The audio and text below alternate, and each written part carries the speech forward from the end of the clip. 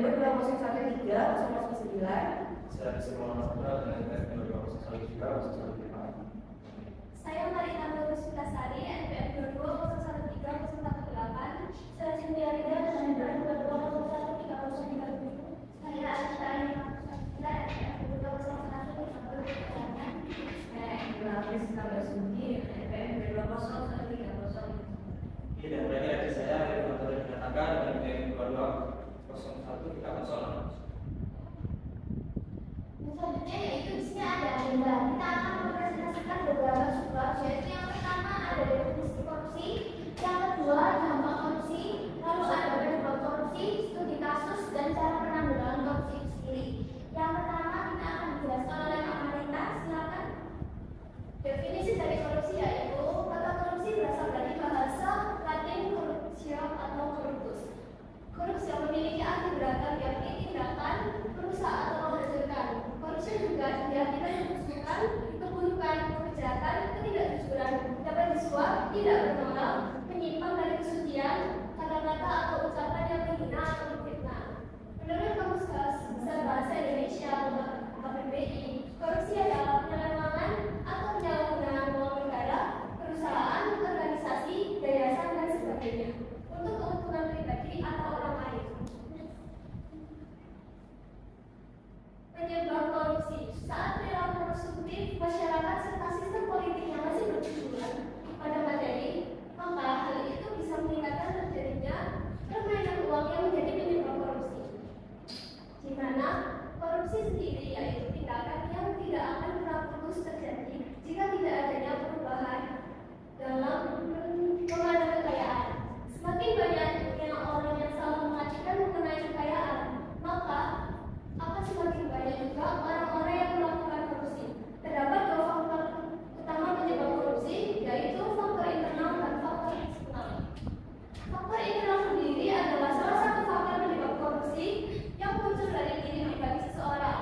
Faktor eksternal penyebab korupsi akan lebih cenderung terhadap pengaruh dari luar dengan yang antaranya mencakup berbagai aspek. Dampak korupsi. Satu, gangguan terhadap pembangunan ekonomi. Pengalihan dana publik, korupsi. Pengalihan dana publik. Korupsi dapat menyebabkan dana publik diberikan ke rekening pribadi para koruptor. Merusak investasi korupsi. Dapat menyebabkan iklim investasi karena menimbulkan ketidakpastian dan tidak adanya jaminan atas pengembalian modal. Menurunnya kualitas infrastruktur. Korupsi dapat mengakibatkan proyek-proyek infrastruktur yang dibangun tidak memenuhi standar dan spesifikasi yang seharusnya, karena uang yang diperuntukkan untuk membangun proyek tersebut digunakan untuk kepentingan koruptor. Dua, ada ketimpangan sosial dan kemiskinan. Pengalihan sumber daya. Korupsi mengakibatkan pengalihan sumber daya publik yang seharusnya digunakan untuk pembangunan dan kesejahteraan masyarakat menjadi keuntungan pribadi para koruptor. Gangguan terhadap investasi. Korupsi menciptakan iklim bisnis yang tidak stabil dan tidak dapat diprediksi. Perusahaan infrastruktur. Praktik korupsi seringkali mengakibatkan pembangunan infrastruktur yang buruk dan tidak efisien. Tiga, ada kerusakan institusi dan sistem politik. Manipulasi pemilihan. Ketidakadilan dalam proses pemilihan seperti kecurangan pemilu, manipulasi suara, atau intimidasi terhadap pemilih dapat merusak sistem politik dan mengurangi legitimasi pemerintah yang dihasilkan dari pemilihan tersebut. Kurangnya akuntabilitas. Kurangnya akuntabilitas dalam institusi dan sistem politik mengarah pada penyalahgunaan kekuasaan dan penghindaran pertanggungjawaban. 4. Hilangnya kepercayaan publik. Dalam dampak dari tindak pidana korupsi memberikan kerugian pada masyarakat, yaitu pelayanan publik yang tidak membaik, pelayanan kesehatan yang mahal, biaya pendidikan yang mahal, kemiskinan meningkat, hingga naiknya besaran pajak setiap tahunnya. Korupsi akan membuat masyarakat miskin semakin menderita dengan mahalnya harga pelayanan publik dan kesehatan. Pendidikan yang buruk akibat korupsi juga akan mampu membawa masyarakat miskin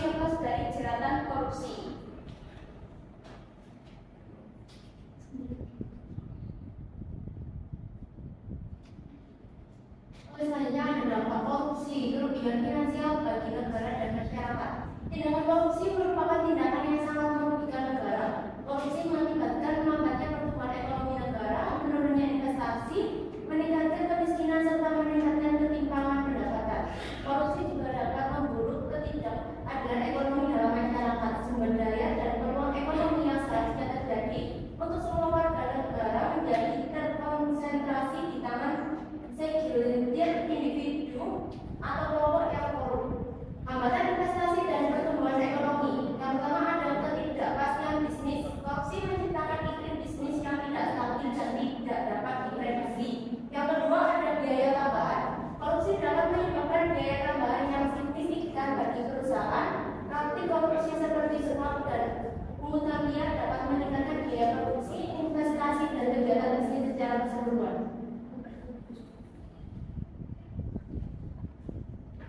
Penyimpangan anggaran dan pemborosan sumber daya. Penyimpangan anggaran korupsi seringkali melibatkan penyalahgunaan dana publik yang seharusnya digunakan untuk kepentingan masyarakat. Yang kedua ada pemborosan sumber daya. Korupsi juga berhubungan erat dengan pemborosan sumber daya. Penurunan kualitas pelayanan publik. Banyak masalah penting yang masih terjadi dalam proses penyelenggaraan pelayanan publik, misalnya diskriminasi pelayanan, belum adanya kepastian waktu dan biaya, serta tingkat kepuasan masyarakat yang masih rendah terhadap pelayanan publik itu sendiri. Peningkatan kualitas pelayanan publik adalah titik terpenting untuk memenuhi harapan masyarakat.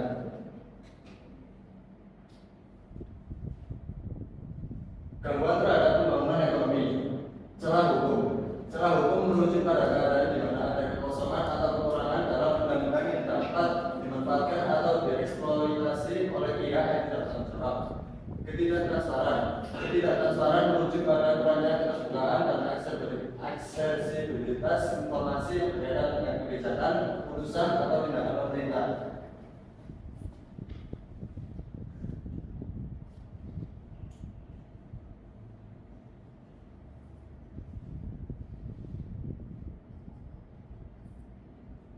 Penyebab korupsi adalah ketidakadilan sistem peradilan. Satu, penegakan hukum yang stabil. Jika sistem peradilan cenderung memilih dalam penegakan hukum dengan hanya menuntut atau menghukum pelaku kejahatan, sementara yang lain tidak ditindaklanjuti dengan tegas, hal ini menciptakan ketidakadilan. Dua, lambatnya proses peradilan. Jika proses peradilan terlalu lambat dan berbelit-belit, hal ini bisa mempengaruhi keadilan. Keadilan oligarki merujuk pada keadaan di mana sekelompok individu atau kelompok memiliki kontrol yang kuat atas kekayaan, kekuasaan, dan sumber daya di suatu negara.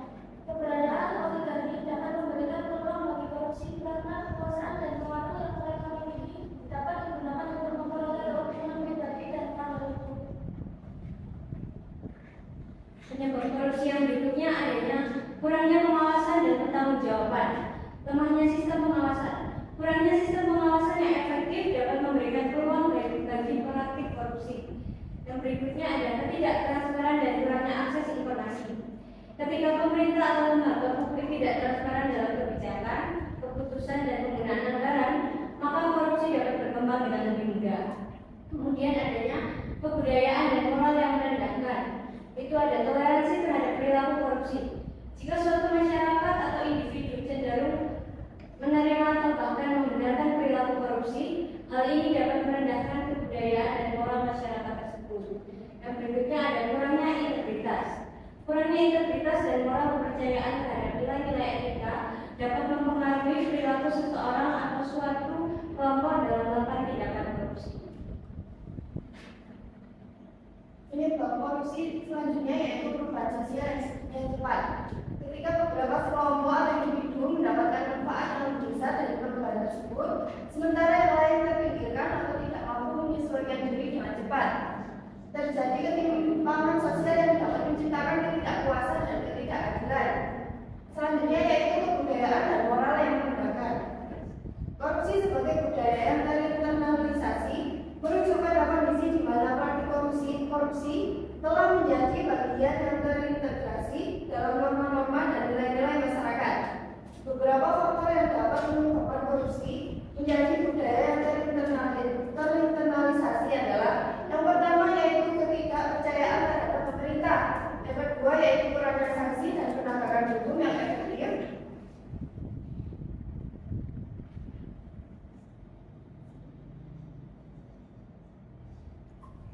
Contoh kasus korupsi. Kasus korupsi IKTP terungkap pada tahun 2011 dan menjadi salah satu kasus korupsi terbesar dalam sejarah Indonesia. Kasus ini melibatkan penyimpangan dalam pengadaan lembaga bersifat elektronik atau EKTP yang dilakukan oleh pejabat-pejabat tinggi dan politisi Indonesia. Dalam kasus ini terungkap bahwa pejabat korupsi dalam proyek pengadaan EKTP. Pejabat-pejabat terkait juga mengatur tender proyek tersebut dengan harga yang jauh kelebihan pasar sehingga menghasilkan keuntungan yang besar bagi mereka. Uang hasil korupsi ini juga digunakan untuk membiayai kampanye politik, memperkaya diri sendiri, atau mencari barang-barang. Upaya penanggulangan korupsi, gangguan terhadap pembangunan ekonomi, pengalihan dana publik korupsi dapat menyebabkan dana publik dialihkan ke rekening pribadi para koruptor, merusak investasi korupsi, dapat merusak iklim investasi karena menimbulkan ketidakpastian dan tidak adanya jaminan atas pengembalian modal, menurunkan kualitas infrastruktur. Korupsi dapat mengakibatkan proyek-proyek infrastruktur yang dibangun tidak memenuhi standar dan spesifikasi yang seharusnya, karena uang yang diperuntukkan untuk membangun proyek tersebut digunakan untuk kepentingan koruptor. Pertimbangan sosial dan kemiskinan, pengalihan sumber daya. Korupsi mengakibatkan pengalihan sumber daya publik yang seharusnya digunakan untuk pembangunan dan kesejahteraan masyarakat menjadi keuntungan bagi para koruptor. Gangguan terhadap investasi korupsi menciptakan bisnis yang tidak stabil dan tidak dapat direduksi. Kerusakan infrastruktur, praktik korupsi seringkali mengakibatkan pembangunan infrastruktur yang buruk dan tidak efisien. Oke, yang poin sekitar saja upaya penanggulangan korupsi. Nomor 1 ada membangun generasi muda yang paham tentang pentingnya mencegah tindak korupsi. 2 ada membuat pelayanan pengetahuan tindak korupsi. 3 ada memberikan hukuman yang dapat menimbulkan efek jerah agar korupsi tidak terulang lagi kembali pada masa yang akan datang. Yang keempat, membuat pengendalian transaksi keuangan yang sehat, tidak transparan sehingga tidak mudah adanya tindak korupsi. Yang kelima, memperbaiki regulasi atau aturan agar tidak ada celah bagi pelaku tindak korupsi untuk melakukan korupsi. Yang terakhir yaitu kita sudah sampai ke tahap presentasi, yaitu di sini ada kesimpulan. Kesimpulan di sini bisa diambil korupsi itu memiliki dampak buruk bagi perekonomian, sosial, dan politik suatu negara. Penyebab dapat bervariasi seperti rendahnya kualitas pejabat, terus ada kurangnya pengawasan, dan keinginan mendapatkan keuntungan pribadi. Korupsi juga bisa merusak prinsip keadilan, menciptakan ketidakpercayaan masyarakat terhadap pemerintah, dan menyebabkan ketidakstabilan bagi pertumbuhan ekonomi dan politik bagi negara. Sekian dari hasil presentasi kelompok kita. Jika ada kesalahan kata atau perbedaan mohon dimaafkan. Assalamualaikum warahmatullahi wabarakatuh. Sesi selanjutnya yaitu mungkin mau ada yang menanyakan.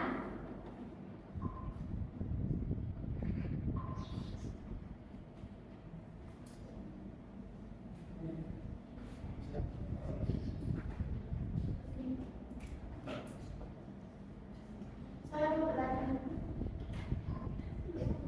Ya, silakan. Saya sebutkan nama dan NPM-nya. Perkenalkan, nama saya Dewi Tari Melati, NPM 2023, Seluas 93 dari Fakultas Ilmu Sosial dan Politik. Situlah dijelaskan korupsi memiliki dampak buruk bagi perekonomian sosial dan politik suatu negara. Nah, bagaimana peran pemerintah dalam menghadapi pemberantasan korupsi?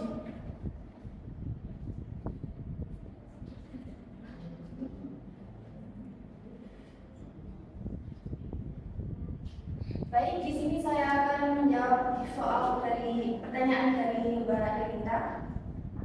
Bagaimana peran pemerintah dalam pemberantasan korupsi? Yaitu dengan membuat kebijakan anti korupsi yang efektif, dan yang kedua memastikan adanya hukum yang memadai untuk melawan korupsi, termasuk penegakan hukum. Selanjutnya Pak Zaini lagi.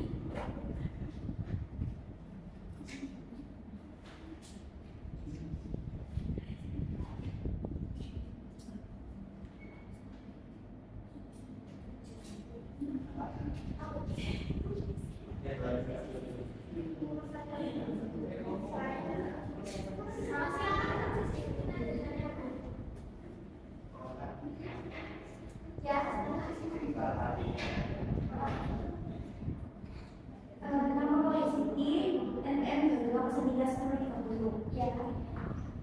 Apa peran masyarakat dalam pencegahan korupsi? Bagi nama itu, apa peran masyarakat dalam pencegahan korupsi? Silakan. Oke, saya jawab pertanyaan dari Pak siapa tadi? Oke, dari Pak Siti, peran masyarakat bisa sebagai pengawas yang aktif untuk mengawasi para peserta pemerintah dalam melakukan apapun yang terjadi dalam pemerintahan. Oke, terima kasih. Ada lagi mungkin yang ingin ditanyakan?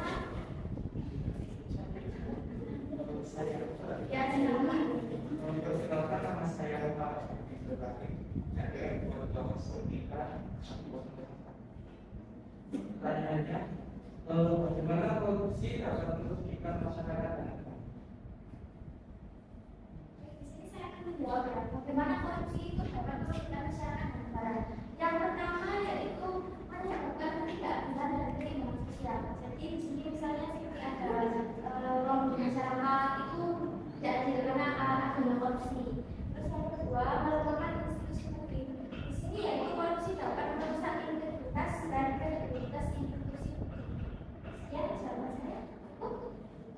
Terima kasih.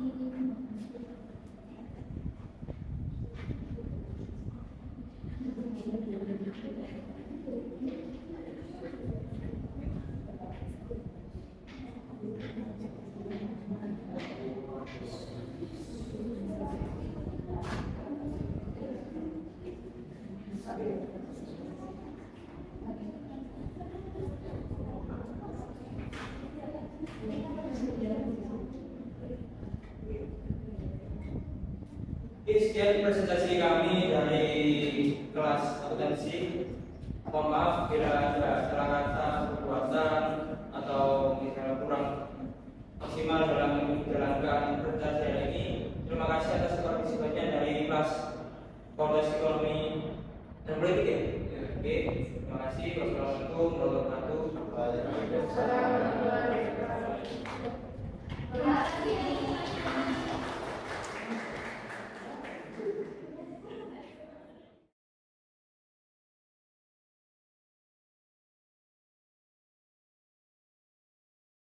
Hari ini saya akan mewawancarai mahasiswa fisik tentang sosialisasi yang dilakukan oleh mahasiswa akuntansi tentang dampak-dampak anti korupsi. Yang pertama itu bagaimana pendapatnya tentang sosialisasi yang dilakukan oleh mahasiswa akuntansi tentang anti korupsi. Saya itu bagus karena bisa mengenalkan ke seluruh mahasiswa yang diskusi juga tentang apa korupsi yang terjadi.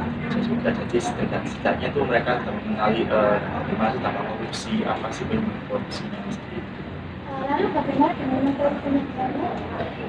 Tadi penyampaian sudah cukup ya juga dan pembawaan juga asik, jadi kita semua nggak mau bosan menentangkan.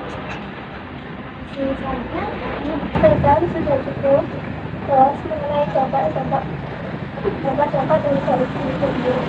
Dan nyatanya tidak ada. Saya kemudian materinya seperti ini dan kami juga cukup memahami pemerintah juga ikut andil bagaimana sih caranya untuk mengatasi korupsi itu agar tidak Sekian wawancara dari para mahasiswa fisik. Jika kesempatan mohon dilakukan. Terima kasih.